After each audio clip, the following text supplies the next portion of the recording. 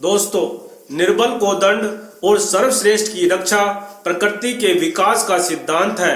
इंसान में निर्बलता चाहे शारीरिक हो, निर्बलता चाहे मानसिक हो, निर्बलता चाहे बौद्धिक हो, निर्बलता चाहे वैचारिक हो, निर्बलता चाहे आध्यात्मिक हो, निर्बल इंसान को प्रत्येक स्थिति और प्रयत्न का विपरीत परिणाम ही भोगना पड़ता है।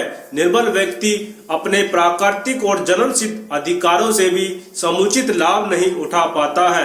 प्रकृति की उस व्यवस्था का उस पर उल्टा ही प्रभाव पड़ता है और दुख हानि ही उठानी पड़ती है।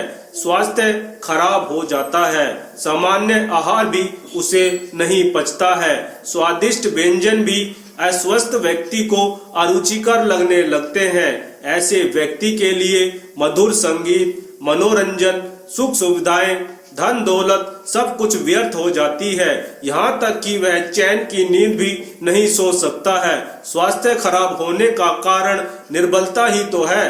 बलवान और पुष्ट शरीर में रोगाणु एक क्षण के लिए भी नहीं बचते हैं। प्रविष्ट करते ही मनुष्य की जीवनी शक्ति उन्हें नष्ट कर डालती है। संसार में श्रेष्ठ और सुंदर साहित्य का लाभ भी वही इंसान कर सकता है जो बौद्धिक रूप से मजबूत है। परंतु यदि कोई व्यक्ति बौद्धिक निर्बलता का शिकार हो तो संसार के अतुल ज्ञान और आनंद के भंडार के लिए उसके लिए कोई मूल्य नहीं रह जाता है।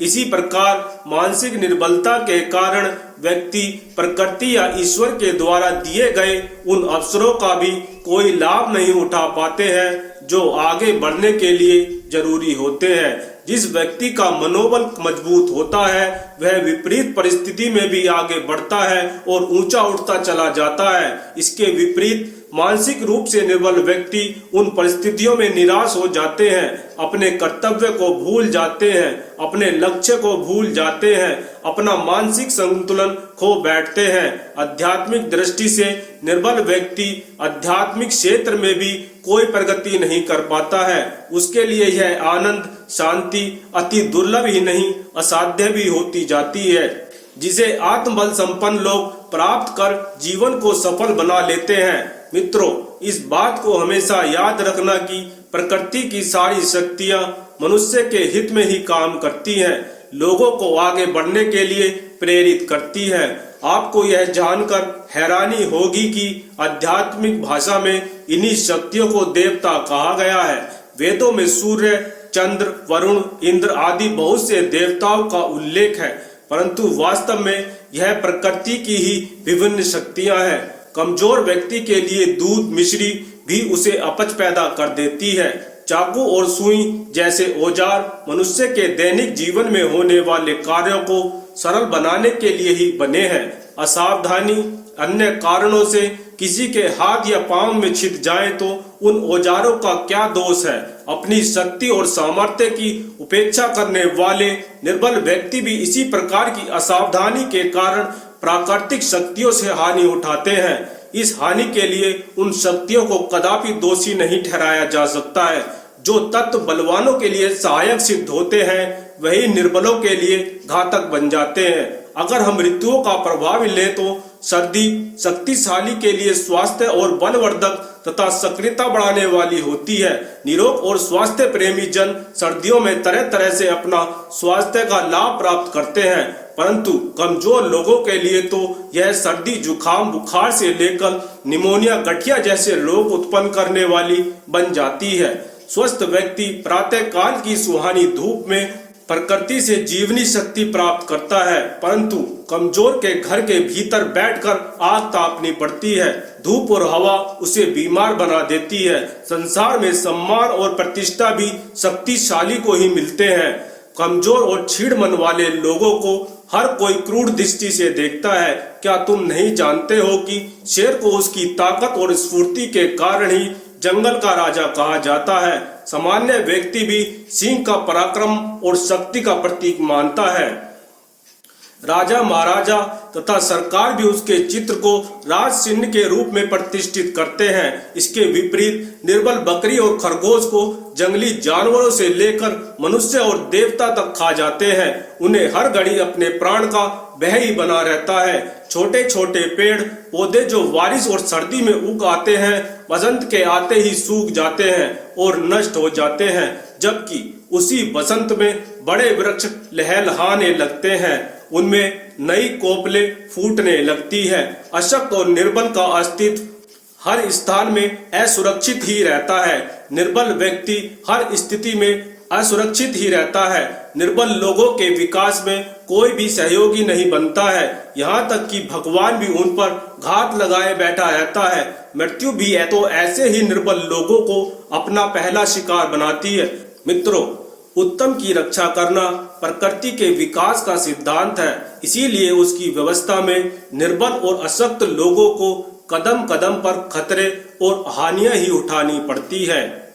सफल, सुरक्षित और सुखी जीवन के लिए हमें अपनी शक्ति बढ़ाने की जरूरत को स्वीकार करना ही पड़ेगा। शक्ति बढ़ाने की जरूरत की ओर युवकों का ध्यान खींचते हुए स्वामी विवेकानंद जी ने कहा है, सबसे पहले आपको बलवान बनना पड़ेगा। शक्ति संवर्धन ही उन्नति का एक मात्र मार्ग हो सकता है। इसी प्रकार परमात्मा और आत्मा के अधिक निकट पहुंचा जा सकता है। उद्देश्य चाहे व्यक्तिगत हो या फिर सार्वजनिक, दोनों को ही सफल बनने के लिए शक्ति और सामर्थ्य की जरूरत होती है। इंसान को किसी भी क्षेत्र में सफलता अचानक से नहीं मिल जाती है। सफलता प्राप्त करने के लिए लगातार प्रयास करते हुए अपनी शक्तियों को विकसित करना होता है। सभी वस्तुएं और उपलब्धियों के लिए पात्रता और सुरक्षा के लिए शक्ति का विकास करना चाहिए। इस पात्रता का विकास लगातार श्रम साधन द्वारा ही किया जा सकता है। संसार में ज्ञान का अभाव नहीं है, अभाव है उस बौद्धिक सामर्थ्य का जिसके कारण हम उसे प्राप्त करने में अक्षम होते हैं। शिक्षा साधना द्वारा इसी सामर्थ्य और शक्ति का विकास करना होता है। इसीलिए सफलता की इच्छा करने वाले व्यक्तियों को इसी राजमार्ग का सहारा लेकर अपनी पात्रता और सामर्थ्य का विकास करना चाहिए। तुम्हें अपनी शारीरिक निर्बलता को दूर करना चाहिए, तुम्हें अपनी मानसिक दुर्बलता को दूर करना चाहिए, तुम्हें अपनी बौद्धिक निर्बलता को दूर करना चाहिए, तुम्हें अपनी आत्मिक निर्बलता को दूर करना चाहिए। तुम्हें इन निर्बलताओं को दूर करने में अपने जन्मसिद्ध अधिकारों को प्राप्त करना चाहिए। यह प्रयास ही तो शक्ति की साधना है मेरे भाइयों।